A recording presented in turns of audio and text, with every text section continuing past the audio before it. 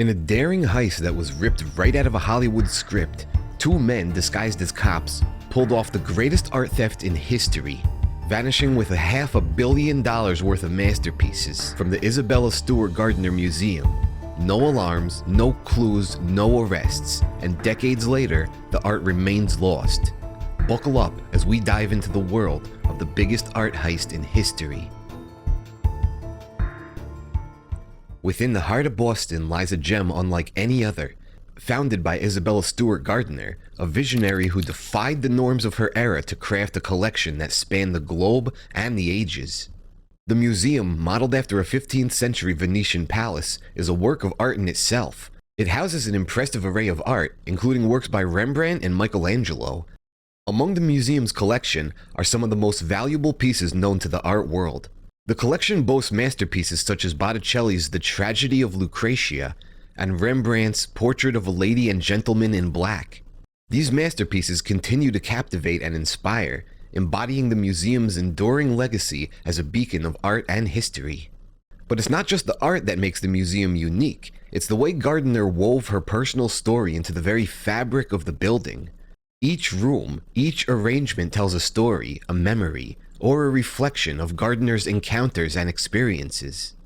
She was not merely collecting art, she was curating experiences, offering visitors a glimpse into a life lived with an unwavering passion for art. Today, the Isabella Stewart Gardner Museum continues to captivate visitors not only with its art, but with its unique atmosphere that bridges the past and the present. It stands as a monument to Gardner's legacy, a place where art lives and breathes, inviting visitors to partake in its beauty and history. But despite its beauty, the museum is also known for a more sinister reason: the site of the largest art heist in history. On the night of March 18, 1990, the Isabella Stewart Gardner Museum found itself at the heart of what would be a historic art heist. This wasn't your run-of-the-mill smash and grab, it was a meticulously orchestrated ballet of deceit and theft performed under the cover of darkness by two men masquerading as police officers. As the city slept, the two men approached the museum's security entrance. With a convincing display of authority, they claimed to be responding to a disturbance call. The guards, deceived by the imposters' uniforms and badges, unwittingly welcomed them inside, a decision that would soon spiral into an unprecedented loss. The guards were swiftly overpowered. They were handcuffed and led to the basement, where they were secured and left helpless. With the guardians of the museum now neutralized, the thieves had the run of the place, embarking on an 81-minute spree through the galleries that housed centuries of art history. The selection of pieces stolen was as baffling as the heist itself, hinting at a shallow understanding of the art they were pilfering. Among the 13 artworks taken were Rembrandt's Storm on the Sea of Galilee, his only seascape, and Vermeer's The Concert, one of the rarest pieces in the art world, alongside several Degas sketches and a Manet painting. The thieves' method of removal was crude and damaging. Masterpieces were cut from their frames with a knife, and in their haste, they left behind more valuable works, pointing to a lack of sophistication in their understanding of the art's worth.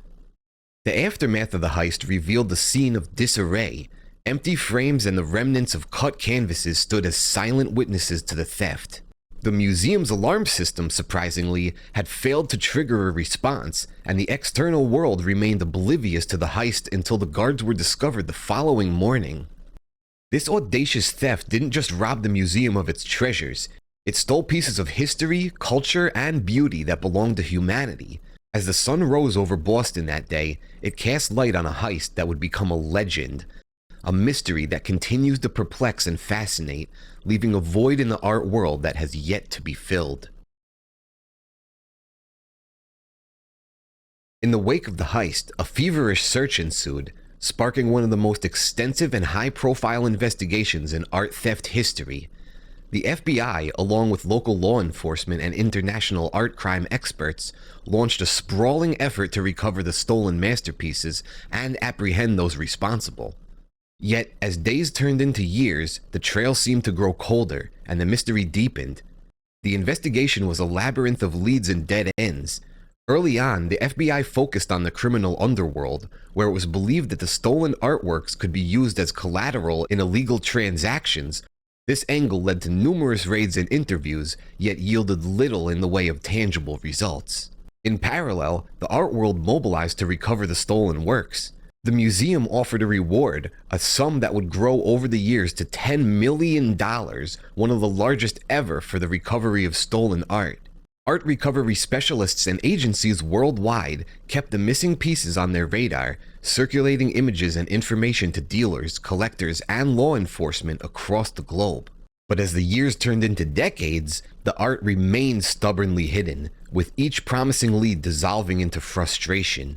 The case saw the occasional burst of activity, with leads that promised breakthroughs but ultimately fizzled out. One such lead involved a potential sighting of the stolen artworks in a sale attempt overseas, which, after an exhaustive follow-up, led nowhere. As technology advanced, the investigation leveraged new tools, including digital databases of stolen art and online forums that could potentially flush out information or leads. The digital age also brought challenges, with the dark web offering thieves new avenues to sell stolen goods anonymously. Throughout the years, the FBI released periodic updates, including surveillance footage of a suspicious vehicle seen near the museum on the night of the heist, and composite sketches of the suspects based on descriptions from the night guards. These efforts, while keeping the case in the public eye, did not bring the authorities any closer to solving the mystery. The ongoing quest for the missing art transcended mere law enforcement, morphing into a cultural crusade. The haunting presence of the empty frames at Gardner Museum stands as a silent plea for the return of lost masterpieces, a testament to the enduring hope that these pieces of history might one day come home. Despite the passage of time, the case is far from cold.